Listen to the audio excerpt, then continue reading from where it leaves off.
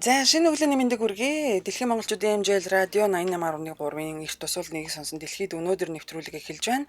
За нэвтрүүлгийг хөтлөгч Инрэл ундрах найруулагч Од Эрдэнэ продюсер Батбаяр нар танд хүргэнэ. За сайхан амарсан уу Инрэрлээ? Сайхан амарсан уу та бүхэндээ энэ өглөөний мэндийг хүргэе. За баярлалаа. Өнөөдөр 2025 оны 9 сарын 17-ны өдөр мигмар гараг. За тэгээд нэвтрүүлгийн хамтран ажиллагчаар чанар бол ухаалаг химнэлт Pantene, Fairy, Old Spice брэндүүд хамтран ажиллаж байна. Тэгээд өнөөдөр нэрээ уучлаарай. 2025 оны 260 дахь өдөр он дуусахад 105 өдөр үлдсэн байгаа юм шүү.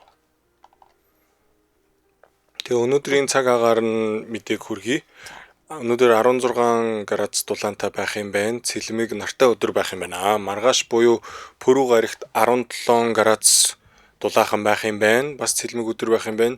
Ерөнхийдөө 7 хоног дуустал ерөнхийдөө цэлмэг өдрүүд үргэлжилсээр байна. Тэгээд 5 дахь өдөр 16 градус, хагасаа өдөр 17 градус, бүтэн сая өдөр 20 градус байх нэ. За. Борошоор элдв юм одоохондоо алгуу те. Тийм байна. Шөндөө бол айгүй хүүтэн байх юм байна. Өвлийн хувцас шөндөө өмсцгөөгөрөө. Халаалт ирсэн байгаа зү. Гадаа ямар халаалт байгаа юм бэ? За үнэ. За баярлаа. Өнөөдөр ямар мэдээллүүд бэлдсэн? Шууд мэдээлэл уншаад эхлэх үү? Тэгье. За миний мэдэж ирсэн мэдээлэл болохоор өнөөдөр Бостон хотын Америкийн нэгдсэн улсын Массачусетс мужийн энийг би хэлж чадахгүй байгаа л да. Массачусетс мужийн нийслэл буюу тус мужийн хамгийн олон хүн амтай хот Бостон хотын бол үүсгэн байгуулагдсан өдөр юм байна. 1630 онд Шомутын хойг дээр Английн Пуритан оршин суугчид байгуулж байсан хот юм байна. Тэгээд Английн Линкольншир худалдааны Линкольншир хотын Бостон гэдэг тийм худалдааны дүүрэг зах байсан юм байна. Тэр захын нэрээр нэрлсэн юм байна. Тэгээд тус хот нь болохоор тийм Америкийн хувьсгалт дайнтай маш их холбоотой. Анхны угаасаа колоничлогчдын эзлэн дүрмгийлсэн нутаг. Тэгэхээр анхны ер нь Америкийн хотуудын нэг юм байна тийм үү? Тийм. Тийм зүүн эргийн хотууд бол тийм байгаа. Канада болон одоо Мексикийн одоо Америк ТV-ийн хойд өмнөд Америк ТV-ийн одоо зүүн эргийн хотууд ерөнхийдөө анхны тийм эзлэн төрөмгийлэгчдийн гарт үргэлжсэн. Тэгээд тус хотод нь болохоор Бостны хядлага 1770 онд, Бостны цайны үдшилэг 1773 онд, Пол Риверийн шүн дундын аялал 1775 онд, Бункер хийлдэх тулаан 1775 онд, тэгээд Бостны бүслэлт 1775-аас 76 онуудын хооронд одоо болж өрнөжсэн юм байна. Одоо Америкийн тусгаар тогтнолын төлөө тэмцэгчд болон Английн Их Британий одоо цэргүүдийн хооронд бол тийм одоо мөргөлдөөнүүд үүсчихсэн юм байна. Болжсэн бахна. Тийм тэгээд одоо 2020 оны хүн амын тооллогоор Бостон хот нь 675,647 хүнтэй байсан юм байна. Тийм тэгээд энэ нь болохоор тухайн бүс нутагта болохоор Нью-Йорк болон Филадельфийн дараа орох 3 дахь тийм их хүн амтай. Тэгээд яг метрополитен area буюу Бостон гэргэн тойрсон одоо хотуудыг бүгднгийн нийлүүлээд одоо Great Boston буюу одоо их Бостон гэж бол area гэж хэлдэг юм байлээ. Тэгээд тэр хот нь болохоор 4.9 сая хүн амтай юм байна. Тийм тэгээд энэ Бостоныг байгуулсан Пуританчууд гэдэг нь болохоор 16-аас 17 дугаар зууны Английн протестант одоо шашинтангууд байсан юм байна. Тэгээд Английн сүмийг одоо Ромын католик шашны зан үйлийг одоо зан үйлээс ангижруулахыг бол ирмэлцэжсэн тийм хүмүүсийг бол одоо хилжсэн юм байна. Тийм тэгээд энэ пуританчууд нь Английн болон Америкийн их үеийн түүхэнд ялангуяа Их Британий протекторат болон шинэ Английн эртний суурингуудад чухал үүрэг гүйцэтгсэн гэдэг юм байна. Тэгээд шинэ Англи гэдэг маань болохоор энэ Бостонгийн тэр хавийн ареаг New England гэж нэрлэдэг байгаа. Нөгөө англичууд шинэ газар суурьшаад New England гэсэн баг тийм бол. Европын эзлэн түрэмгийллээс өмнө энэ газар нутгаар Массачусетс овгийнхан амьдрал суудаг байжээ. Энэ нэр нь Массачусетс хэлний агуу толгод гэсэн нэр томьёоноос гаралтай бөгөөд өмнө зүгээс Бостны бомб руу харсан цэнхэр толгодыг хэлдэг юм байна. Оо за. Тэгээд шинэ Англид Европын судлаачдтай анх холбоо тогтоосон хүмүүсийн зарим нь буюу Массачусетс овгийнхан болон далайн эргийн бусад ард дэргэд 1619 оны орчимд лептоспирозын дэгдэлтээс болж маш ихээр өгүүлсэн бөгөөд одоо нас баралтын түвшин нь 90% хүрч байсан гэж байна. Пөөхөн өвчлөгчсөн. Тийм. Үүний дараа салхин цэцэг, томуу, улаан халууралт зэрэг онгон хөрсний тахлуудад уугуул иргэд дархлаагүй улмаас сүрлийн үр дагавар авчирчээ.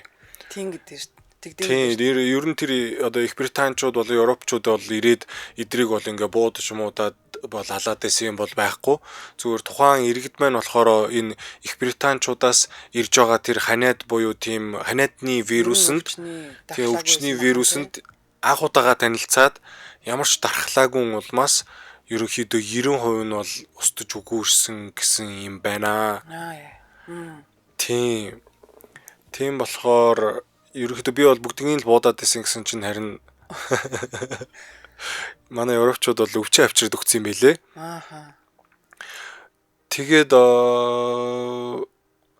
одоо яг хөө тэр Бостон хотод болж исэн тэр одоо сөргөлдөөнүүдийн нэгээс нь дурдахад болохоор энэ Бостонгийн хядлага гэдэг үйл явдал болсон байгаа. Энэ нь болохоор 1770 оны 3 дугаар сарын 5-нд колоничлолын үеийн Массачусетсийн болон буюу одоо Массачусетс Бэй мужийн Бостон хотод болсон Америкийн хувьсгалын үеэр гарсан мөргөлдөө юм аа.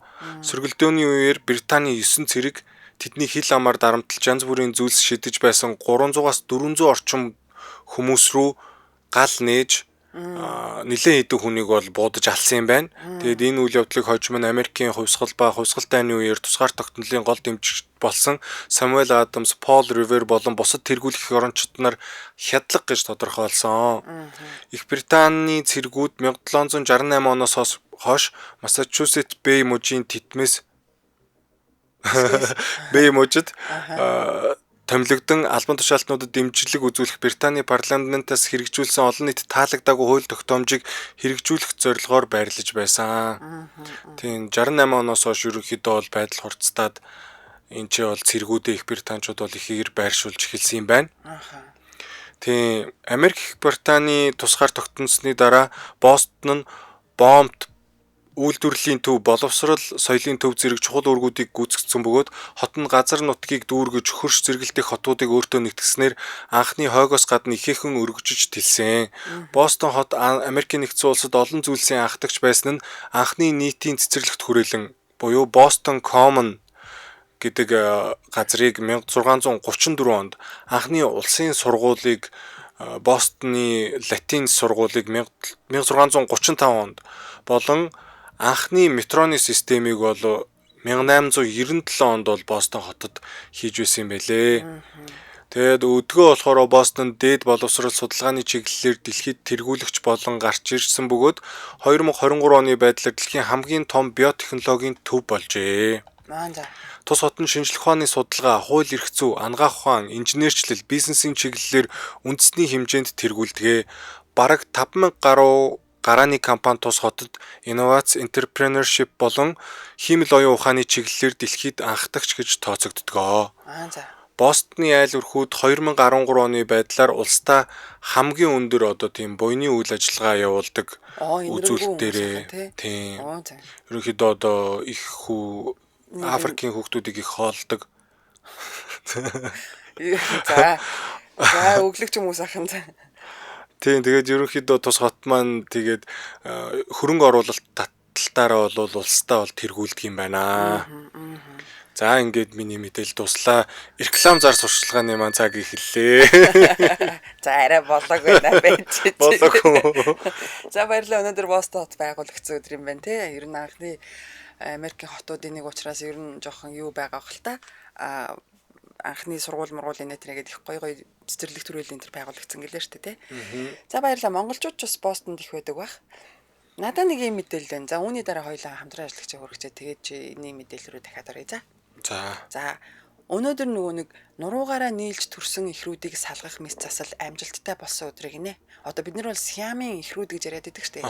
Гэтэ Сиам ч одоо нөгөө Таиланд улсыг тухайн үед Сиам гэдэг байж байгаа. Тэнд нөгөө алдартай Эн Ян банкер лөө. Тэд нөгөө төрөөд дэлхийд нөгөө алдаршиж Сиамын ихэр гэдэг нэрийг гаргасан болохоос биш албан ёсны нэршил нь болохоор юу гэж conjoined twins гэж ярьд юм байна. Тэгэхээр нийлсэн хүмүүс л гэсэн үг. Тэгээ яагаад энийг онцолсон бэ гэхээр орчин үеийн анагаах ухааны технологиг инженерийн одоо ур чадвартай хослуулад амжилттай одоо болоод тэгээд энэ мэс заслын дараа одоо охтууд 2 охин баггүй юу? Урт удаан эрүүл сарвал амьдэрсэн тэм түүхэн үйл явдал учраас үнийг нь онцлоод авчлаа. Нуруугаараа нийлсэн гэхээр тэгтээ одоо 2 нуруу нь за яг ийм юм байна. Яг ингээд 2 тишээ харсан хүүхэд байгаа. Гэхдээ яг ингээд нуруу гэхээсээ илүү нөгөө нэг ууцны доод хэсгээрээ нийлцэн. За тэгээд тэн дунд нөгөө бүдүүн гизний тэрийгээ дотгошгоо ингээд жоохон нийлээд дундаа ингээд нийлээд орцсон юм байна л да. Нуруу нь бол ингээд нэг болцсон байсан. Нуруу нь бол ууц штэ. Нурууны доод хэсэг. Доод тэрүүгээрээ нийлцэн. Тэгээд ер нь бол мэс заслын аргаар салгах боломжтой байсан гинэ. Тийм учраас төрснийхэн дараа яг 48 цагийн дараа өөр эмнэлэг рүү аваачаад тэгээд судалж мэс заслаа яаж хийх үгээд мэдээж төлөвлөж жагаад 8 7 хоногийн дараа юу яасан? Охтуудыг хагалгаанд оруулсан. За би ер нь жоох ихнээс нь зэгцтэй яриад үгүй. За 1953 оны 9 сарын 17-нд Америкийн Луизиана мужийн Нью Орлеанст энэ охтууд төрсөн. За Oceaner Foundation гэдэг эмнэлэгт нь болохоор Нью Орлеанс төрөөгүй шүү. Нью Орлеансын Oceaner Foundation гэдэг эмнэлэгт 3 цаг орчим үргэлжилсэн мэс заслын дараа одоо энэ conjoined twins буюу одоо нуруугаараа нийлж төрсэн муутны охтыг салгах мэс засал амжилттай болсон. Бүр 53 онд. 1953 онд. 53 онд анагаах ч өөрөө тийм бас хөгжсөн одоогийнхтай харьцуулбал бүр тийм сайн байгаагүй шүү дээ. Дөнгөж одоо технологиудыг нэвтрүүлж исэн тийм үе. Тэгээд энэ бол тухайн үед бол маш том амжилт болсон юм лээ. Тийм. Энэ одоо ч юу нээр амар том амжилт байлгүй тий. Тийм. За охид төрснөөсөө ерөөсөө 48 цагийн дараа Нью Орлеаны Oceaner Foundation гэдэг эмнэлэгт шилжүүлж тэднийг аваачсан. За тэгээд маш олон төрлийн урдчилсан шинжилгээ, үзлэг хийгээд хагалгаа төлөвлөсний эцэст төрснөөс яг 8 7 хоногийн дараа буюу 9 сарын 17 өнөөдөр те доктор Алдан Окснер за тэгээд энэ хүнээр ахлуулсан 8 хүнтэй баг. Ер нь бол зарим дээр нь 2 цаг 30-аас 3 цагийн хооронд мэс засал үргэлжилсэн гэдэг юм байна. Тэгээд энэ мэс засал амжилттай болоод 2 охин эсэмэнд гарсан. За тэгээд эмч нарын хяналтанд ор өсөж бодсон. Мэдээж нөгөө эмч нар бол дараагийнхаа хяналтыг маш сайн хийсэн баг.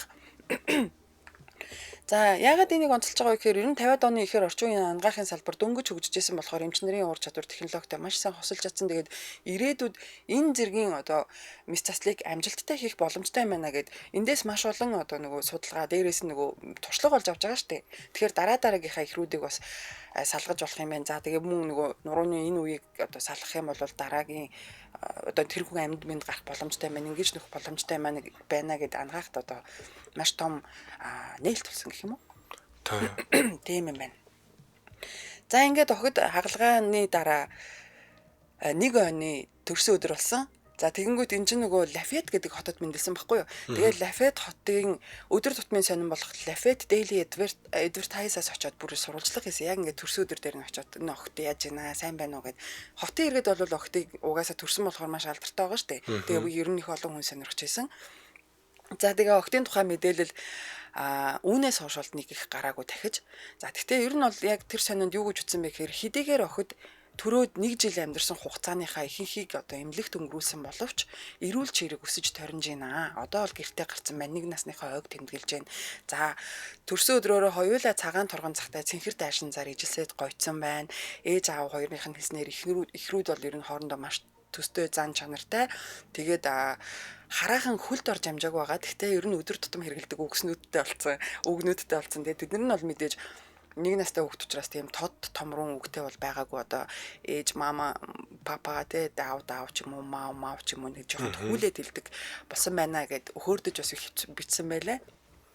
За бас нөгөө ээж аавыгаа унтуулж амрааж чаддаг маш сайн охтоо гэж бас онцлсон байсан. Тэгээд эндээс нэг хэрэгтэй мэдээлэл нь юу байсан бэхээр охид өсөж том болох тусмаа нөгөө өмнө нь нийлсэн байсан биеийн хэсэг дээр нэмэлт мэс засал хийх шаардлагатай болсон гинэ. Нөгөө салгаж авсан учраас тэгээд Кэтрин болохоор яг 11 сартай та. Кэтрин гэдэг нь дүүн шүү. Кэтрин Мутон, Кэролин Мутон гэсэн хоёр охин байгаа. Кэтрин дүүд нь 11 сартайд нь яг ийм сүүлийн удаа тэ шаардлагатай байгаа мэс заслыг хийсэн. Харин эгч нь болохоор 18-аас 2 насны хооронд нөгөө биеийн байдлаасаа хамаарат тэр нөгөө судалгаа одоо эрүүл мэндийн байдлаас нь хамаарат энэ охиныг 2 насаас хүрэхээс өмнө одоо мэс засал хийх шаардлагатай юм байна гэдэг мэдээлэл өгсөн байсан. За тэгээд охин бол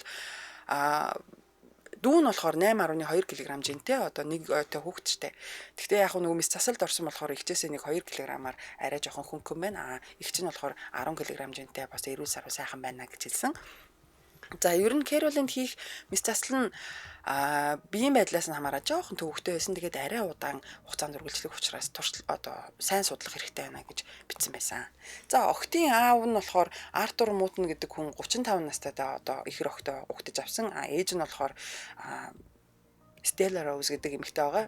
Тэгээд 33 настайдаа хоёр ихэр охтоо төрүүлсэн юм байна. За ер нь энэ аавыг нэг онцлоод ганц өгүүлбэр хэлчихэд энэ Артур Мутон яг Лафет хотынхоо хамгийн залуу сонгогдсон хотын дарга албан тушаалыг одоо хашижсэн юм байна. Тийм учраас хоттой бол хүүхдүүд нь маш их одоо анхаарч хотын иргэд бол хүүхдүүдийг их харилж байсан байна. За Мутны гэр бүл ерөнхийдөө хоёр ихэр охиноос хойш бас тэг хүүтэй болсон. Тэгээд хоёр ихэр охид болохоор дээрээ нэг эгчтэй ахтай ингээд нийтдээ 5 хүүхэдтэй өнөр өтгөн айлбалсан байна. За мэс заслын дараа яасан бэ? Мутны гэр бүл охтыг ер нь энгийн охид шиг өсгөнө. Ер нь юм олонний хил амнаас хол байлгана гэж маш хичээсэн. Тэгээд энгийн эрүүл саруул өсгөж хүмүүжүүлэхийг хүссэн учраас хэвлэл мэдээллийн анхаарлаас маш сайн нууж чадсан. Охид өсөж том болоод хоёулаа баруун өмнөд Луизианагийн их сургуулийг төгссөн. За нэг нь бол хоёулаа одоо багшийн чиглэлээр төгссөн, багш болцгоос юм байлээ. За дүү нь болохоор их сургуультай шууд ажилд зуучлах одоо албаны захирлаар ажилласан. Гэхдээ дүү Кэтрин нь болохоор 32 наст хүрээд 1985 онд нас барсан юм байна. Харин эгч Кэролин нь болохоор 72 настай өдгөө амьд минь байгаа юм бэлээ. Тэгээд би өчигдрөөс нөгөө нэг энэ мэдээллийг хайгаа явуулсан чи Facebook чинь ямар гоё юм бэ. Нөгөө ах махын мэдээлэл гарч ирэл манай дүү надад ийм зураг бэлгэллээ энэ төр гэл. Тэгэл эгч нь болохоор одоо өдгөө 72 настай. Тэгээд төрлөх Луизиана хоттой, Лафет хоттой яг бүр төрсөн Лафет хоттой нам гүмхэн амьдарч байгаа. Одоо бол тэтгэвртэй гарсан багш хүн. Тэгээд ер нь чөлөө цагаараа аялж зугаалаад тийм амар тайван амьдарч байгаа юм байна. 32 наснда тэр дүүн яаж өнгөрсөн юм бол? Тэр хэсгийн мэдээлэл байсангүй. Ер нь бол яг ингээд би бас мэдээллүүдийг нь хайж үзлээ л дээ ер нь ямар хөө амьдэрсэн том болсон зургийн хүртэл ер нь бүр л үнэхээр сайн хайвал олтно. Нэг насны төрсөн өдрийн зургаас өөр юм бас олдоог байхгүй юу? Би тутуу байсан ч гэж магадгүй. Тэгээд олдохгүй хууд нуусан юм чи. Тэгээ нуусан баг. Тэгээд зүгээр яг Facebook дээр ингээл нөгөө үр ач нарын юунууд байна одоо овог нэртэй те Лафет хотод амьдардаг тийм хүмүүсийн мэдээллүүд байна. За тэгээд энэ дундаас зургийг хайсан чинь бас нэг яг энэ юм болов гэж хэлчих болохгүй. Нэг наснаас хойш царай нь одоо ямар болсныг мэдэхгүй учраас олж чадсангүй. Тийм. За ингээд өнөөдөр бол Мутны Twins буюу одоо Мутны эгч дүүсийг нургаараа нийлж төрсөн охтыг салгах мэс засал амжилттай болсон өдөр ахнаа. За баярлалаа. Улаанбаатар хотод 7 цаг 29 минут болсон байна. За нэвтрүүлгийн хамтран ажиллагч байгууллагын мэдээллийг хүргье. Чанар бол ухаалаг хэмнэлт Pantene, Fairy, Old Spice брэндүүд нэвтрүүлэгтээ хамтран ажиллаж байна. За яг одоогийн байдлаар нийт 300 сая төгрөгийн шагналын сантай урамшуул хөтөлбөрөөр зарласан байгаа. За бидний яг өдөр тутамдаа хэрэглэдэг хэрэглээний Safeguard гарын саван, Head and Shoulders шампунь, Ariel угаалгын нутаг те ер нь бол Procter & Gamble-ийн 16 брендийн бүтээгдэхүүнийг сонгоод 10,000 төгрөгөөс дээш худалдан авалт хийгээд энэ баримтаа байгаа штэ. Баримтаа хож цэгийн сайтад бүртгүүлээд супер шагналын эзэн болох боломжтой. Супер шагналуудад сар бүр $100 100 азтан. Энэ нь 7 хоног бүрийн даваа гарагт $100 25 азтан тодруулна гэсэн үг ээ. 8 дугаар сарын супер шагнал нь Японд аялах 8 азтан. 9 дугаар сарын шагнал iPhone 17 Pro Max 9 азтан. 10 дугаар сарын супер шагнал Suzuki Jimny автомашин 1 азтан байх юм байна. Хугацаа 8 дугаар сарын 11-ээс 10 дугаар сарын 31 хүртэл. Урамшуулалд орох брэндүүд Safeguard, Fairy, Head and Shoulders, Pantene, Pampers, Ariel, Tide, Fairy, Oral-B, Gillette, Venus, Old Spice, Always, Naturella,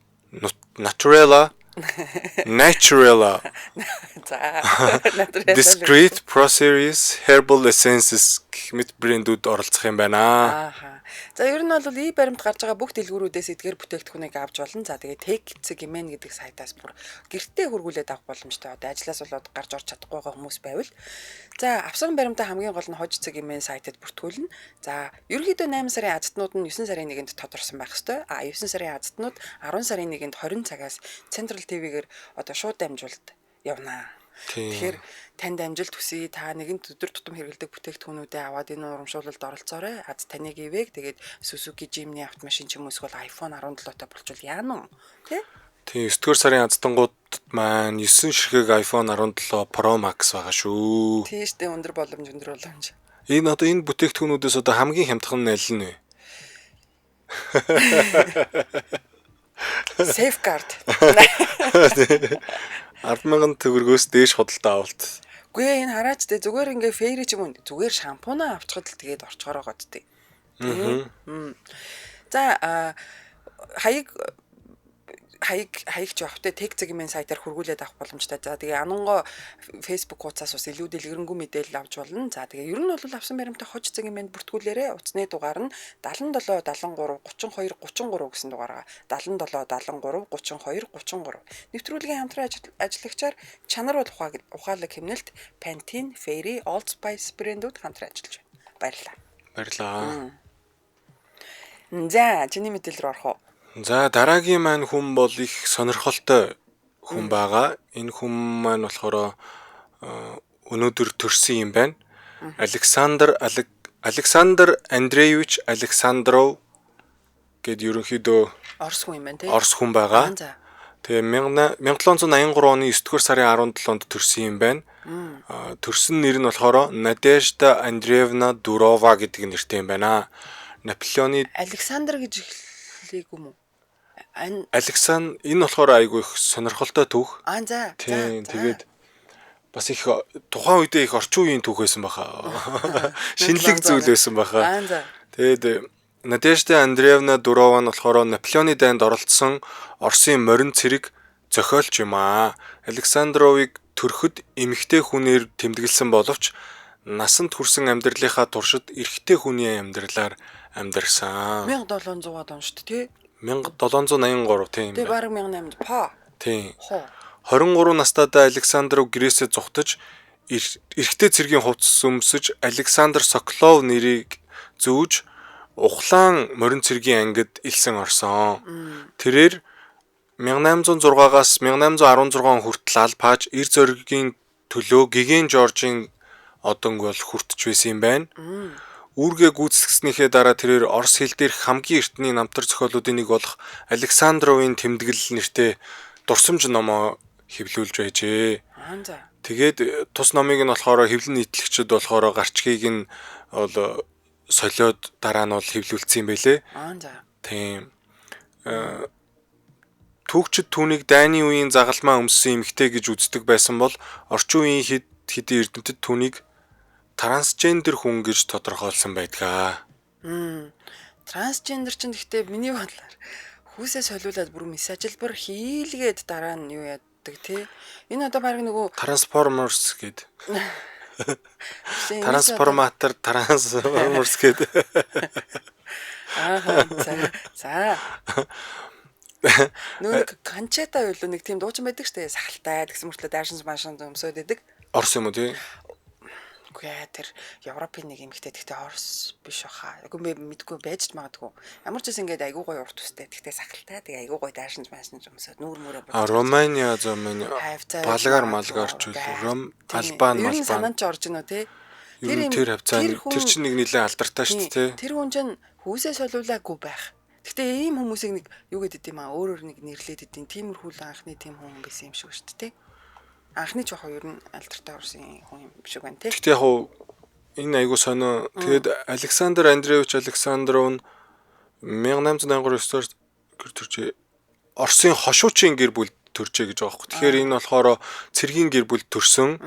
Тэгээд их сурвалжууд түүний төрсэн газрыг Оросын эзэнт гүрний Вятка мууж Киев дэх армийн хуаран эсвэл Херсон гэж тодорхойлдог.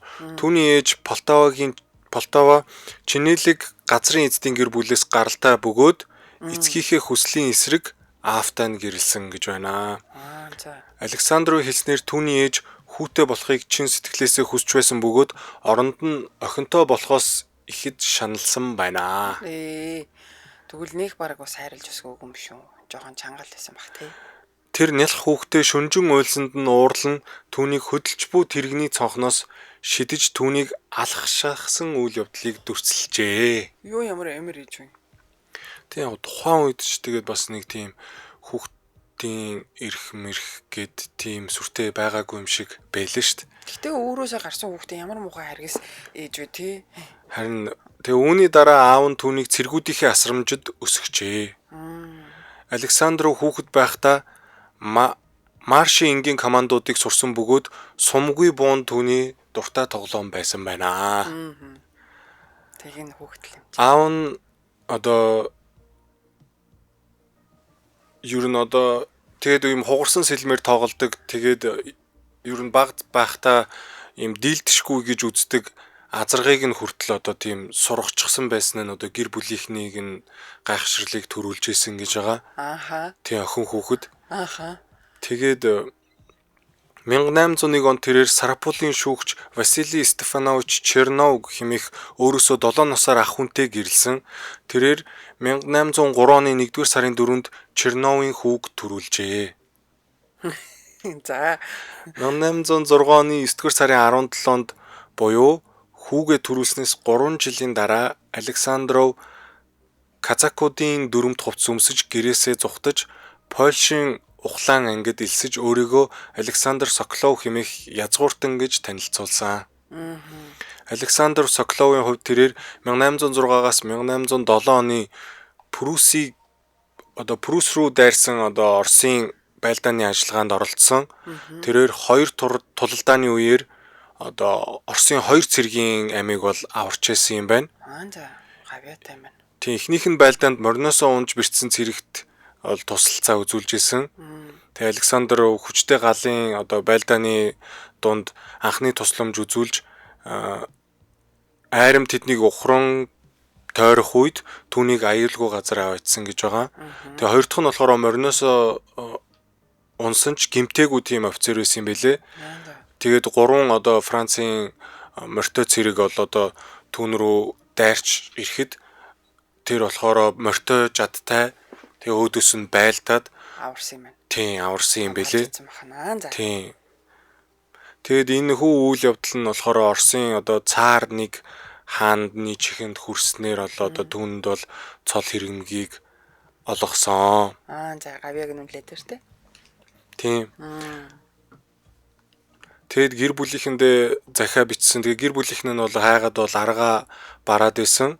Тэгээд айрамд болохоор цуу яриад дигдэж тийм Амазоны дайчин бол Оросын цэрэгт байна гэж ярьж исэн. Тэгэд хаан Александр хаан цаарник хаан Санкт Петербург хотод түүнийг дуудаж бол Мариупол гусарын ангийн дислэгч цол хүртээсэн байна. Тэгээд хаан түүнийг Александров гэж овог хайрлсан түүнд. Хаанаас авсан юм биш үү? Тийм хаанаас ер нь тийм эрэгтэй хүний нэр авцсан байгаа. За хаанд өөрийгөө хүлээн зөвшөөрүүлж чадчихсан юм биш үү? За. Тэгээд тухайн үед бол Оросын офицерууд бол тийм нэм сахал ургуулдаг тийм модтой байсан юм байна. Тэгээд Александров дээр болохоор ердөөсөө сахал ургахгүй. Тэгээд тэр нь бас албан тушаал ах боломжийг нь бол айгу хааж исэн юм байна. Тэгээд өөрт нь бас дурлсан хурандагийн охиноос зайлсхийхийн тулд тэрээр хусааруудаас холдож Литвийн ухлаан ангид бол шилжсэн юм байна. Цухтаагаад. Тий. Залхаа.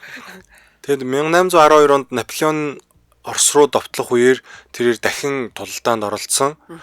Тэрээр Смоленскийн тулалдаанд оролцож Бородиногийн тулалдааны үеэр Японы суманд хөлөө гимтээсэн ч эмчлүүлэх тушаал автал хэдэн өдрийн турш бол байлдсан байгаа. За.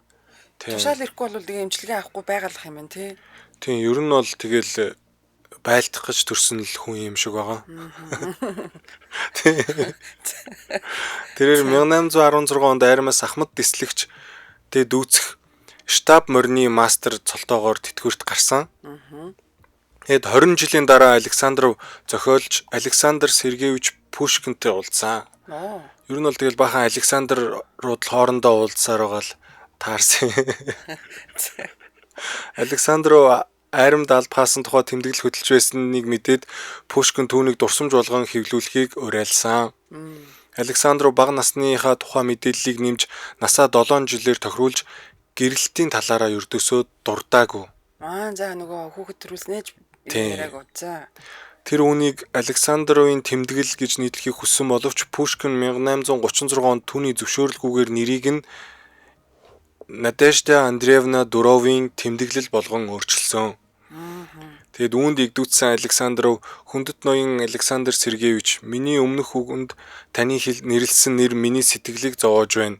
Та уу гашууг минь арилгах арга байхгүй гэж үү? Үүнийг уншаад 20 мянган хүн уншаад намайг түүгээр дуудах болно. Тийм. Ном тэгээд тухайн ном бол хэвлэгдэх үед болохоор редактор нийтлэлч Иван Бутовский Мортон охин гэж бол Мортон бүсгүй гэж нэрлээд тус номыг бол гаргасан. Тэгэд Александров мөн өөр 5 роман бичсэн байна. Тийм. Тэгээд Александров насан туршдаа эрэгтэй хүний хувцас өмсч эрэгтэй нэрээ үргэлжлүүлэн хэрэгжилж эрэгтэй хүний дүрмийн дагуу ярьдаг байваа. Орос хэлчин нэг тийм эрэгтэй эмэгтэй бас нэг трансгендер средний род гэж болоод трансгендер л юм да. Тэгэхээр тэр хүн яг трансгендер родоор нь бол ярьдгүй байсан гэхээр эрэгтэй родоор нь ярьдаг байсан байгаа. Тэг чин средний женский род мужской род гэдэг тий. За торгон цэргийн дуйл гэж байдгаа гэд манай Нарашаг тэр ихч битсэн байна. За болцсон уу?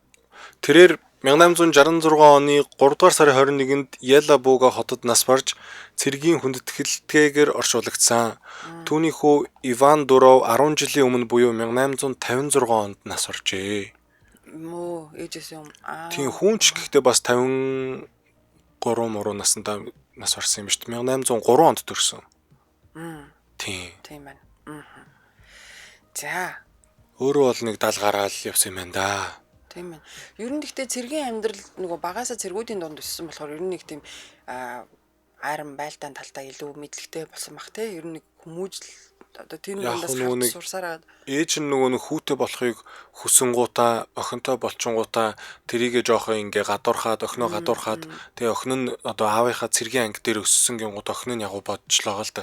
Тийм би одоо яагаад юм эмхтэй болоод төрсөн юм бэ? Уул нь эрэгтэй болоод төрсөн бол ээж минь намайг хайрлах байсан даа гээл тэгж бодоол тэгэл насан туршдаа эрэгтэй болохгүй ээжээрээ хайрлуулах гал явцсан юм шиг л байна л да. Тэр баг балчир байхад нь тэр болсон үйл явдал айгүй их тухайн хүний амьдралд нь нөлөөлнө гэж би бодож байна л да.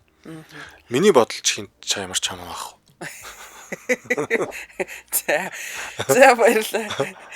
Надад бол сонирхол л л дээ. Нэр магадгүй гэсэн баг.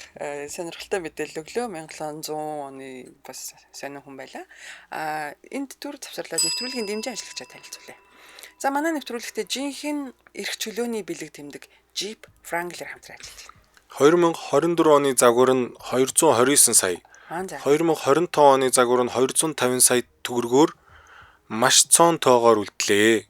Хаяг хан уул дүүрэг Ярамгийн гүрний замд байрлах Jeep үзэсгэлэнгийн танхим дэлгэрэнгүй 7718 1111 утсаар лавлаарай. 7718 1111. Бүтээгдэхүүний тоо хязгаартаа тул өнөөдөр л амжиж залгаарай. За баярлалаа. Jeep Wrangler эрх чөлөөг жинхэнэ утгаар нь мэдэр. За баярлалаа. Сонирхолтой. Жинхэнэ эрх чөлөөний бэлэг тэмдэг Jeep. Нэвтрүүлгийн дэмжин ажиллагч Jeep Wrangler-тэй баярлалаа. Jeep Wrangler те жинхэнэ эрх чөлөөний бэлэг тэмдэг. Wrangler гэж одоо юу гэсэн үг юм бэ те? За тэрийг түр орхи. За би тэр хооронд мэдээлэл харж чи юу яаж те. Би бас машинтай холбоотой мэдээлэл хүргэж байна. Өнөөдөр цахилгаан автомашины тонн бензин хөдөлгүүрт машиныг давсан дэлхийн анхны улсаар Норвег тодорсон өдөр. Саяхны үйл явдал гинэ. Ер нь бол өнгөрсөн жил илүүтэй бодлоо. Одоо Норвегт бол бензин байхгүй юм тий? Байгаа байлгүй яах вэ? Ер нь гэхдээ бензин машин одоо энэ нөгөө байгаль эколог дээлтэй те нөгөө дэлхийн дулаарлын эсрэг аль болох улс орнууд чадлынхаа ярээр тэмцэж байгаа штэ. Тэгэнгүүт Норвег бол яг энийг бүр улсын хэмжээнд бодлогоороо ингэ дэмжиж өгдөг улс юм байна л та. Тэгэнгүүт жип гинэ цахилгаан автомашины одоо бодлого нь бензин автомашины хэрэглээг одоо зах зээлээс ерөнхийдөө гаргаж өгч байна л гэсэн үг юм байна. За 2000 жоохон дэлгэрэнгүй яриад чи 2024 оны 9 сарын 18-нд одоо яг жилийн өмнө дэлхийн хамгийн том газрын тос экспортлагч орон ууг нь Норвег бол гэж байна. Хамгийн том орнуудын нэг. Орнуудын нэг шүү. Норвег улсад анх удаа цахилгаан автомашины тоо бензин түлшээр ажилдаг автомашины тоог давсан. Одоо чинь би бол бензин машин таахгүй юу? Хайбрид нэтрээ биш. Энэ бол бүр хайбрид биш. Яг бүр электрон буюу цахилгаан автомашиныг давсан тоо гэсэн байгаа юм байна. За тодруулах юм бол энэ улсад яг 2024 оны байдлаар 2.8 сая одоо тээврийн хэрэгсэл байсан заяа. Тэгэнгүүт 754 мянган цахилгаан 753 мянган юу бензин машин байсан. Тэгэхээр 1,000-аар илүү байгаа тооз. Тэгэж одоо энэ Норвегийг одоо дэлхийд анх удаа цахилгаан автомашины тоогоор одоо тэргүүлсэн улс болгож байгаа маань л да бензин машины тоог давсан улс болгож бүртгэсэн байна. За ер нь бол бензин түлшээр одоо нөгөө 2,800-аас саяны нөгөө нэг сая хэдэн зуг хасчгаар нэг дахиад нэг цаана сая орчим машин үлдэж байгаа үз. Тэр нь болохоор дизель машинууд юм байна. Гэхдээ дизель машины хэрэглээгээр Норвег ер нь бас өндөртөө ордог. Гэхдээ одоо энэ нөгөө нэг дизель машиныг нэмж борлуулахгүй байгаа. Нэмж одоо худалдаж авч нөгөө экспорт ч юм уу эсвэл их орондоо ашиглахыг ерөнхийдөө бодлогын хувьд жоохон багасгаад хумаад тэгээ одоо цахилгаан том ачааны машинууд ч юм уу тэр тал руу илүү одоо бодлогоор дэмжиж өгч байгаа учраас энэ тоо аяндаа багаснаа гэсэн байлээ. Норвег улсаас ер нь бол 2010 онд нийт автомашины борлуулалтын 1 хүрэхгүй хувь нь цахилгаан автомашин байсан. Тэгсэн чинь 14 жилийн дараа энэ тоо бүр нэмэгдсэн. Одоо ингээд давчлаа. Тэгвэл 2025 оны 8 сар яг өнгөрсөн сард нийт шинэ автомашин борлуулагдж байгаагийн 98.4% нь цахилгаан автомашин болсон. 15 жилийн дараа одоо ийм цахилгаан машины борлуулалтаар тэргүүлж байна өөрсдөө дотооддоо. За тэгээ 2025 оноос эхлээд бензин болон дизель төлөвлөгөөтэй машин худалдаалахыг бүр зогсоохоор төлөвлөж байгаа. Ер нь бол дэлхийн анхны цахилгаан тэр чигээрээ цахилгаан автомашинтай ус болохоор зорж байгаа юм. 5.5 сая хүн амтай Норвег улс газрын тосны одоо баялгаараа орлогоороо дэлхийд дээгүүрт бичигддэг. За ер нь бол бас том баялагын сангаа бүрдүүлсэн байгаа. Тэгээд 1.7 их $80 хөрөнгөтэй одоо зөвхөн газрын тосноос орж ирсэн хөрөнгөний хилээд байгаа шүү. Ашиг орлогын хилээд байгаа шүү.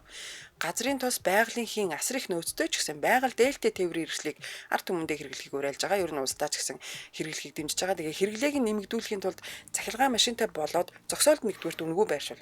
Европ ер нь нэг тийм зогсоол нь үнэтэй, ховор, цөөхөн мэдэг тий. Тэгсэн чинь Норвег болохоор бүр цахилгаан машинтай бол та үнэгүй зогсоо. Дээрээс нь жолооч нар хотын болон замын төлбөр төлөхгүй байх боломжтой. Татварын хөнгөлөлт эдэлнэ. Нөөтөөс чөлөөлөгднө гэсэн ийм хэрэглээг бол урт хугацааны турш яг засгийн газрын тууштай бодлогоор дэмжиж байгаа. Тэгээ Осло хотод гэтэл ер нь 2000 орчим үн төлбөргүй цахилгаан цэнэглэгч байгаа. Машина зогсоол тавилаа цэнэглэл орчихно шүү дээ. За 2024 оны 10 сард цахилгаан автомашин зориулсан дэлхийн анхны wireless цэнэглэгчтэй замыг бүр ингээд нэвтрүүлсэн, барьсан, хэрэглээнд оруулсан байгаа. Гэхдээ энэ нь шүү дээ, энэ Тронхейм гэдэг хотод нээсэн байхгүй юу? Тэгээ энэ дээр болохоор яг нөгөө машинд тустай одоо тэр нөгөө цэнгийг авч явах хэвээр нэмэлт юм байх хэвээр юм байлээ л дээ. Тэгээ машин хөдөлж яхад ч гэсэн зогссон үед ч гэсэн энэ машин цэнэглэх боломжтой. Цэнэглээд байж авах боломжтой юм байна. За ирээдүйд 2032 он гэхэд Норвегийн зам дээр цахилгаан хөдөлгөөртэй автомашинууд л ер нь явах. Тэгээд дизель хөдөлгөөртэй машинуудыг одоо бүрэн гүйцэж төрүүлнэ хаа гэсэн урдчилсан тамга бол байгаа. Тэгээ 2025 оны эцэс гэхэд бол бүх шин суудлын болон хөнгөн арилжааны тээврийн хэрэгслийг утаагүй болгох зорилттой одоо инхүү хүрж байна. За ер нь бол хориг тавиагүй ч гэсэн дотоод шаталттай хөдөлгөөрийг ICE гэдэг юм байна. Тээврийн хэрэгсэлд нөгөө бензин хөдөлгөөртэй машин гэсэн үг шүү. Өндөр татвар тавьж эхэлсэн байгаа. Тэгээд бараг л зарагдахгүй болж байгааг энэ. Ер нь дотооддоо бол бензин хөдөлгөөртэй машин бол авагдахгүй байгаа гэж. Тэгээд тэр хавийн хүмүүс чинь тэгээд өөрсдөө ер нь тэр нэг юм хориглосон хориглоогүй угаасаа нэг тийм дэлхийн аврын яаймаа гэсэн хүмүүс байдаг шүү дээ. Бүрийн дулсаараа бай. За яг одоогийн байдлаар Норвегт авилга авдггүй тийм хүмүүс байдаг үстэй. Бага. сонио авилга авдаггүй айгу сонио хүмүүс шүү дээ. Тийм тийм. За Норвегийн яг одоогийн байдлаар Норвегийн зах зээл дээр ямар төрлийн машин одоо илүү борлуулагдж байгаа вэ гэхээр Tesla-гийн Model Y гэсэн загвар нь хамгийн их борлуулалттай байгаа. Тэгээд үүний араас Volkswagen одоо шинээр гарч ирж байгаа. За тэгээд хятадын компаниуд бас илүү хямд үнээр илүү одоо таатай нөхцлөөр машинуудаа нийлүүлж байгаа юм байна. За тэгээд 2025 оны 5 сар гэхэд Норвегид нийтийн төлбөр авах цэгийн тоон энэ нөгөө юу бичиж вэ? 34,000 болж нөгөө нэг нэмэгдсэн гинэ. Цэнэглээд төлбөр авдаг хэсэг юм уу та. За энэ дээр би жоохон буруу юм бичсэн биш үү. За ямар ч гэсэн Норвег бол жилийн өмнө цахилгаан автомашины тоон бензин хөдөлгөөрт машинад авсан дэлхийн анхны улсаар тодорсон. Тэгээд ирээдүйд бол 100% цахилгаан машинтай болохыг зорж байгаа улс юм байна. За. Норвег газрын тосны баялагтай гэдэг мэдээлэл бас хийн сонирхол татлаа. Тийм гэн байгалийн хийн одоо юутай баялаг ихтэй гэж шүү. Тийм тэгээд тэр Оросуудаас авах гал бөө юм болоод байгаа шүү дээ. Тэгтэл тэнцээ хий байгаад идэг. Одоо тэгээд нийлүүлдэг өрдөг байлгүй дээ. Тийм. За энэ хүрээд дэлхийд өнөөдөр эрт тусвал нэг сонсон урайтай дэлхийд өнөөдөр нэвтрүүлэг өндөрлөж байна. За тэгээд нэвтрүүлгийг танд хөтлөгч Энэрл ундрах найруулагч Од Эрдэнэ продюсер Батбаяр хүргэсэн. За нэвтрүүлгийг дэмжин нэвтрүүлгийн хамтран ажиллагчаар чанар бол ухаалаг хэмнэлт Pantene, Fairy, Old Spice брэндүүд хамтран ажиллалаа. Та үргэлжлүүлээд 8 цагаас цаг бүрийн ихэнд явж байгаа радио атласаа сонсоорой. Тэгээд 8 цаг 10 минутаас та мэдгүй нэвтрүүлгээ хүлээн авч сонсоорой. Бидэнтэй хамт байсанд баярлалаа. Баярлалаа Энэрлээ. Баярлалаа.